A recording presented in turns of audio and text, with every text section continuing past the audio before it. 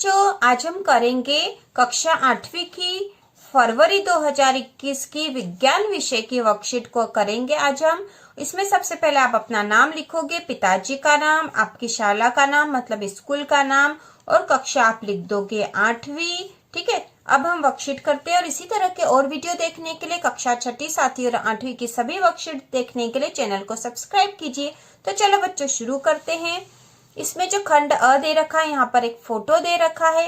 ठीक है, फोटो जो है इसमें नीचे प्रश्न दे रखे हैं। अ वाला है, चित्र में दर्शाए गए कृषि औजारों को देखकर निम्न प्रश्नों के उत्तर दीजिए। तो यहाँ पर जो एक चित्र दे रखा है, यह कौन सा कृषि औजार है? इसमें दे रखा उपरोक्त कृषि औजार किस कार्य में उपयोगी है। तो ये किस कार्य में उपयोगी है ये बताना था हमें। तो इसका उत्तर होगा ये हार्वेस्टर मशीन है, जिसका उपयोग फसल की कटाई, निकलाई तथा सफाई के लिए किया जाता है। ठीक है, इससे फसल काटी जाती है, उसे निकाला भी जाता है और उसकी सफाई भी हो जाती है। तो ये हार्वेस्टर मशीन है। दूसरा है, कृषि कार्य में उपयोगी कोई दो अन्य यंत्रों के नाम लिखिए। तो कोई दो अन्य यंत्र आप लिख सकते हो, जैसे थ्रेसर, सीड्रिल, ट्रैक्टर। ठीक है, तो इस प्रकार के कृषि यंत्र हम लिख सकते हैं यहाँ पर। इसी के बाद अगला जो है ब वाला भाग, इसमें नीचे कृषि पद्धतियों से संबंधित शब्द दिए गए हैं, उन्हें सही क्रम में व्यवस्थित कीजिए। तो यहाँ पे शब्द दे रखे हैं जिन्हें हमें सही क्रम में रखना था। तो ये शब्द है कटाई, बुआई, बीज बोना, खाद देना, जुताई और हल चलाना, सिंचाई, खरपतवारों को निकालना। तो इसका सही क्रम होगा, सबसे पहले होगा जुताई और हल चलाना, फिर बीज बोना, बुआई, खाद देना, सिंचाई, खरपतवारों को निकालना और आखिरी में हो जाएगी कटाई। इसे प्रश्न नंबर दूसरा है, निम्न प्रश्नों के उत्तर दीजिए। तो इसमें पहला है, गूथा आटा और तली पूड़ी को 1 या 2 दिन खुले में छोड़ देने पर दोनों में क्या परिवर्तन होगा? होने वाले परिवर्तन का उचित कारण लिखिए। तो इसका उत्तर होगा, गूथा आटा 1 या 2 दिन खुले में छोड़ देने पर फूल जाता है, क्योंकि उसमें वायु में उपस्थित बैक्टीरिया आ जाते हैं। जबकि तली पूड़ी को खुले में छोड़ने पर वह सूख जाती है, क्योंकि तेल बाहर की ओर आ जाता है। ठीक है, तो इस प्रकार जो तली पूड़ी होती है वह थोड़ी सूखी सूखी हो जाती है, जबकि गूथा आटा जो रहता है तो उसमें जो बैक्टीरिया उत्पन्न हो जाते हैं, जिसके कारण कि वह फूल जाता है। दूसरा है, कुली को जब जब भारी बोझ उठाना होता है तो वे अपने शरीर पर एक कपड़े को गोल लपेटकर क्यों रखते हैं? तो इसका उत्तर होगा, कुली को जब जब भारी बोझ उठाना होता है तो वे अपने सिर पर एक कपड़े को गोल लपेट कर रखते हैं, जिससे वे अपने शरीर से बोझ के संपर्क क्षेत्रफल को बढ़ा देते हैं। ठीक है, क्योंकि वो गोल गोल जो लपेट कर रख देते हैं, जिससे कि जो बोझ उन पे आता है वह बोझ को सहन करने के लिए जो क्षेत्र है वह बढ़ जाता है। अतः उनके शरीर पर लगने वाला दाब कम हो जाता है। दाब क्यों कम हो जाएगा? क्योंकि वो जो क्षेत्रफल था जिस पर भार आ रहा था वह बढ़ गया है, तो दाब कम हो जाएगा और वे बोझ को आसानी से उठा सकते हैं। इसके बाद तीसरा प्रश्न था, 2 कागज के कप लेकर 10-15 मीटर की डोरी से जोड़िए। चित्रानुसार दूर खड़े होकर साथी से बात कीजिए। आपको कैसा सुनाई देता है? अपने अनुभव लिखिए। तो यहाँ पर अपने अनुभव लिखने थे, अपने मन से आप लिख सकते हो। तो इसका उत्तर होगा, हमें कंपायमान आवाज सुनाई देती है, ऐसे लगता है जैसे दूर से आवाज आ रही है। ठीक है, अब प्रश्न नंबर जो तीसरा है, ठीक है, प्रश्न तीसरा है, निम्न प्रश्नों के उत्तर दीजिए। इसमें पहला है, रसोई घर में काम करते समय पॉलिएस्टर से बने वस्त्र क्यों नहीं पहनना चाहिए? तो इसका उत्तर होगा, रसोई घर में काम करते समय पॉलिएस्टर से बने वस्त्र नहीं पहनना चाहिए, क्योंकि पॉलिएस्टर एक संश्लेषित रेशा है। संश्लेषित रेशे गर्म करने पर पिघल जाते हैं। यदि किसी कारण आग लग जाती है तो पॉलिएस्टर के कपड़े पिघलकर शरीर से चिपक जाता है। ठीक है, तो पॉलिएस्टर के जो कपड़े हैं वह शरीर से चिपक जाते हैं। ठीक है, चिपक जाते हैं और यदि रसोई में काम करते से आग लग गई तो ऐसी कोई दुर्घटना हो सकती है, इसलिए हमें रसोई में काम करते समय पॉलिएस्टर के कपड़े नहीं पहनना चाहिए। अब अगला प्रश्न है, क्या कारण है कि आग बुझाने वाले कर्मचारियों के परिधानों पर आग नहीं लगती। परिधान मतलब कपड़े हैं, जो उन्होंने कपड़े पहन रखे हैं वो। तो आग बुझाने वाले जो कर्मचारी होते हैं उनके कपड़ों में आग नहीं लगती है, इसका कारण बताना था हमें। तो इसका उत्तर होगा आग बुझाने वाले कर्मचारियों के परिधानों पर आग नहीं लगती है, क्योंकि इन कर्मचारियों के परिधानों पर मेलामाइन प्लास्टिक की परत चढ़ी होती है। एक प्रकार का प्लास्टिक है मेलामाइन प्लास्टिक, जिसमें आग नहीं लगती है।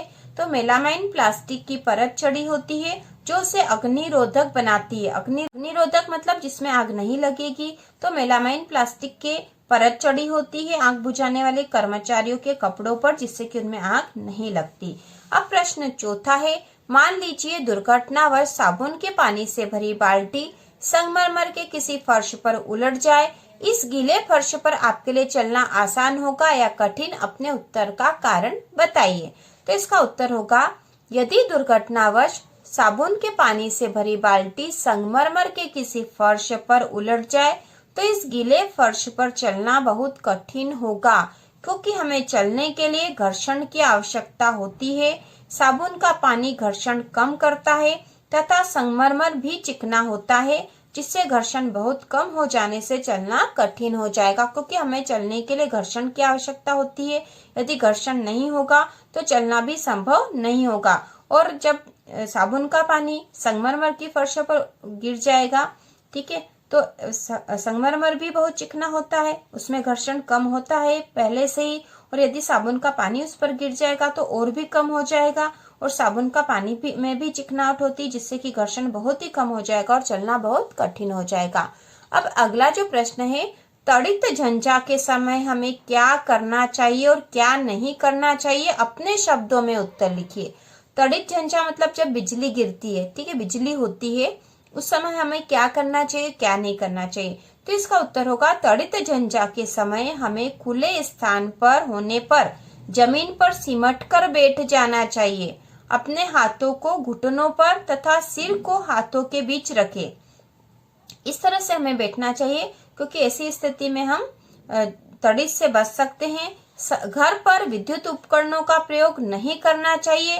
त्वरित झंझा के समय स्नान नहीं करना चाहिए। ठीक है, आप और भी अपनी पुस्तक में से लिख सकते हो। प्रश्न नंबर 5 है, खाना पकाने हेतु कोयले का उपयोग एक ईंधन के रूप में वर्षों से किया जा रहा है। क्या आप बता सकते हैं कि हमें कोयला कहाँ से प्राप्त होता है और कोयला बनता कैसे है? साथ ही यह बताइए कि हमें कोयले का उपयोग कम क्यों करना चाहिए। तो इसका उत्तर होगा बच्चों, लगभग 300 मिलियन वर्ष पूर्व पृथ्वी पर निचले जलीय क्षेत्रों में घने वन थे। बाढ़ जैसे प्राकृतिक प्रक्रमों के कारण ये वन मृदा के नीचे दब गए। जैसे जैसे वे गहरे होते गए, उच्च दाब और उच्च ताप पर पृथ्वी के भीतर मृत पेड़ पौधे धीरे धीरे कोयले में परिवर्तित हो गए। मृत वनस्पति के धीमे प्रक्रम द्वारा कोयले में परिवर्तन को कार्बनीकरण कहते हैं। कोयले को जीवाश्म ईंधन भी कहा जाता है। और कोयले का उपयोग कम करना चाहिए। इसका उत्तर होगा, कोयले का उपयोग कम करना चाहिए, क्योंकि इसे जलाने पर पर्यावरण प्रदूषित होता है, कार्बन डाइऑक्साइड गैस उत्पन्न होती है। तो इस प्रकार हमने बता दिया है कि कोयला कहाँ से प्राप्त होता है और कैसे बनता है, और कोयले का उपयोग हमें कम क्यों करना चाहिए। अब अगला प्रश्न है, मान लीजिए कि आपके हाथ में पानी से भरी हुई एक बाल्टी लटकी हुई है। बाल्टी पर लगने वाले बलों के नाम लिखिए। सोचकर लिखिए कि बाल्टी पर लगने वाले बलों द्वारा इसकी गति की अवस्था में परिवर्तन क्यों नहीं होता। ठीक है, तो इसका उत्तर होगा, बाल्टी पर लगने वाले बलों के नाम। गुरुत्वाकर्षण बल नीचे की ओर, क्योंकि सभी वस्तुओं पर गुरुत्वाकर्षण बल तो लगता ही है, जो कि पृथ्वी द्वारा लगाया जाता है तो नीचे की ओर लगता है। ठीक है, यदि कोई वस्तु ऊपर है तो उस पर वह बल नीचे की ओर लगता है। दूसरा पेशीय बल ऊपर की ओर, क्योंकि बाल्टी हाथ से पकड़ी हुई है। ठीक है, हाथ से पकड़ी हुई है तो उस पर पेशीय बल भी लग रहा है, जो हाथों द्वारा लग रहा है, और वह ऊपर की ओर लग रहा है। ठीक है, बाल्टी पर लगने वाले बलों द्वारा इसकी गति की अवस्था में परिवर्तन नहीं होता, क्योंकि दो बल लग रहे हैं फिर भी बाल्टी की गति में परिवर्तन नहीं हो रहा। तो ऐसा क्यों हो रहा है, ये हमसे पूछा गया था। तो हम बताएंगे कि बाल्टी पर लगने वाले बलों द्वारा इसकी गति की अवस्था में परिवर्तन नहीं होता, क्योंकि बाल्टी पर लगने वाले दोनों बल एक दूसरे के विपरीत व परिमाण में बराबर होते हैं और कुल बल का मान 0 हो जाता है। ठीक है, अब आगे जो दे रखा प्रोजेक्ट कार्य बच्चों, प्रोजेक्ट कार्य आपको अपने हिसाब से करना चाहिए। आप यहाँ पर देखकर अपने अनुसार इसको कर लेना। प्रश्न जो 7वां है इसका प्रोजेक्ट कार्य का, बूझो व पहेली का घर शाला से लगभग 3 किलोमीटर की दूरी पर है। ठीक है, की लिखा तो यहाँ किलोमीटर होना चाहिए था। बूझो के पिताजी उसे प्रतिदिन बाइक से शाला छोड़ने आते हैं वह ले जाते हैं तथा पहले के पिताजी उसे प्रतिदिन कार से शाला लाते व ले जाते हैं। बूझो के पिताजी को प्रतिदिन बाइक से शाला आने व जाने में आधा लीटर पेट्रोल लगता है, जबकि पहले के पिताजी को कार से प्रतिदिन शाला आने व जाने में 2 लीटर डीजल लगता है। आप अपने माता पिता या अभिभावक की सहायता से पूछकर निम्न तालिका को पूर्ण कीजिए। बूझो के पिता द्वारा कुल व्यय पेट्रोल लीटर में और पहले के पिता द्वारा कुल व्यय डीजल लीटर में। तो यहाँ पे लिखा है 1 सप्ताह में, तो 1 सप्ताह में 7 दिन होते हैं। ठीक है, हम यहाँ 7 का गुणा भी कर सकते थे, यदि ऐसा भी करेंगे तो गलत नहीं होगा, लेकिन यहाँ शाला का लिखा तो शाला इस जो है सप्ताह में 6 दिन लगती है, इसलिए हमने यहाँ 6 का गुणा करा बच्चों। ठीक है, इसलिए 6 का गुणा करा है। ठीक है, तो रोज का उसको आधा लीटर लग रहा है, आने जाने दोनों में आधा लीटर है, तो 6 दिन में उसको लग जाएगा 3 लीटर, है ना। 6 दिन में 3 लीटर, क्योंकि रोज का आधा लीटर लग रहा है, आधा लीटर रोज का, और 6 दिन स्कूल जाएंगे तो 2 एकम 2, 2 तिया 6, 3 लीटर। ठीक है, तो 6 दिन में उसे लगेगा 3 लीटर। और पहले के पिता द्वारा कुल व्यय डीजल लीटर में, तो उसे 2 लीटर डीजल रोज का लग रहा है, तो 6 दिन में उसको लगेगा 6 दूनी 12 लीटर। उसी प्रकार यहाँ पूछा फरवरी 2020 में, तो फरवरी 2020 में जो फरवरी थी उसमें 29 दिन थे, तो 29 गुणित आधा लीटर। अब यहाँ पे छुट्टी के दिनों की संख्या भी कम कर सकते थे, लेकिन हमने सीधा गुणा कर दिया है। ठीक है, ये भी राइट है। तो 29 गुणित 1/2, तो 2 से इसका भाग लगा देंगे, 14.5 लीटर।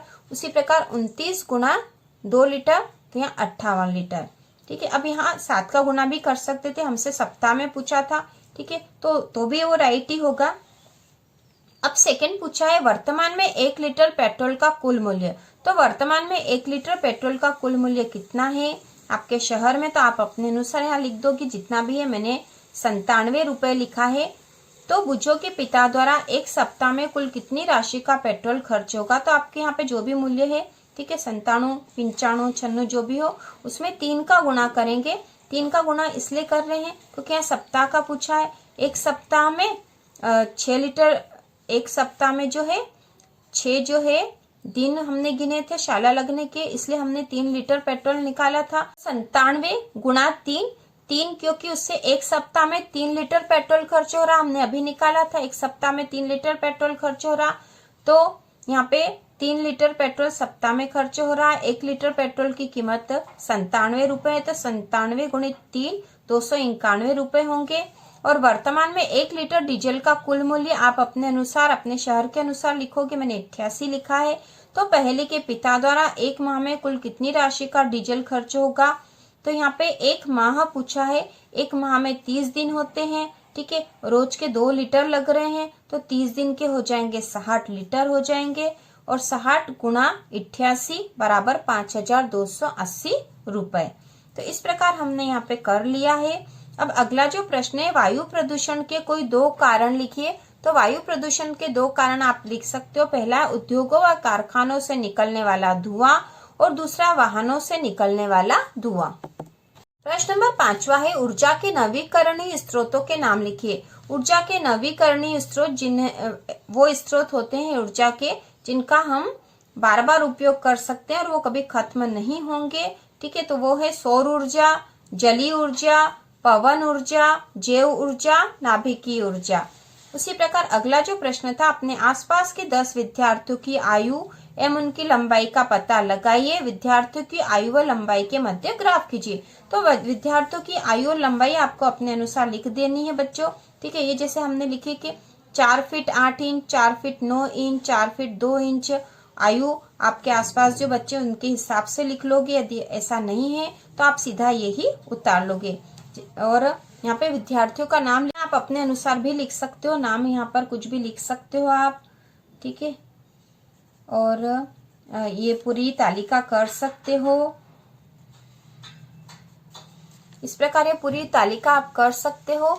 और उसके बाद यहाँ ग्राफ बनाना था बच्चों। ग्राफ जो है यहाँ पे लंबाई निकालनी है, लंबाई लिखनी, लंबाई और आयु के बीच ग्राफ बनेगा, लंबाई और आयु के बीच ग्राफ बनेगा। तो लंबाई हमने यहाँ लिख दी है, क्योंकि लंबाई 4 से 5 के बीच में है तो हमने यहाँ 4 से 5 तक ही बनाया है। और इधर जो आयु है ये 5 है, ये 10 है और यहाँ पे 15 है। और 10 और 15 के बीच में हमने 11, 12, 13, 14 बना दी है, जिससे कि उसको आसानी से समझ में आ जाए। और 4 और 5 के बीच में भी हमने क्रम से 1 से 10 तक लाइनें खींच दी है, जिससे ग्राफ अच्छे से समझ में आ जाए। और ग्राफ इस तरह से बनेगा। यह लंबाई और आयु के बीच में ग्राफ आपको बनाना था, तो ये हमने बना दिया है। और इसी तरह के और वीडियो देखने के लिए चैनल को सब्सक्राइब कीजिए।